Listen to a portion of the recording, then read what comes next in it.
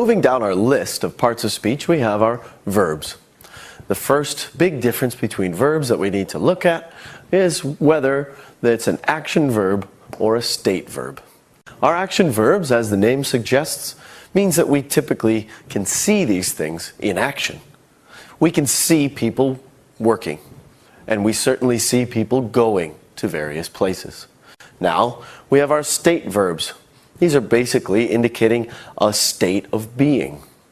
Two examples would be seem and have or own. We have a sentence such as, he seems angry, and I own my house. You can't actually see the action happening, even though those words are used as verbs. A very big differentiation between the two here as well is state verbs typically don't take the progressive or continuous form. That form is the verb plus ing. As I said before, he seems angry. It would be very awkward to hear someone say, he's seeming angry. Additionally, own. I said, I own my house. It would seem very awkward to hear somebody say, he is owning his house. However, these action verbs do often take the ing form. We could easily say, they are working, or they are going. These are the progressive or continuous forms of the verb.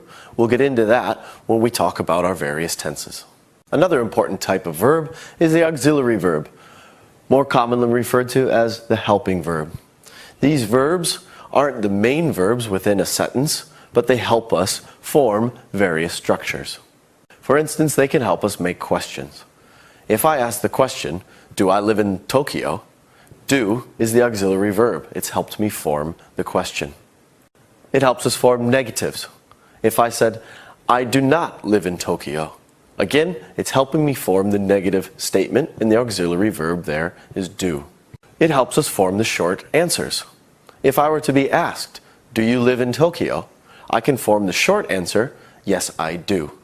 Here, the auxiliary verb in the short answer must reflect the auxiliary verb used in the question.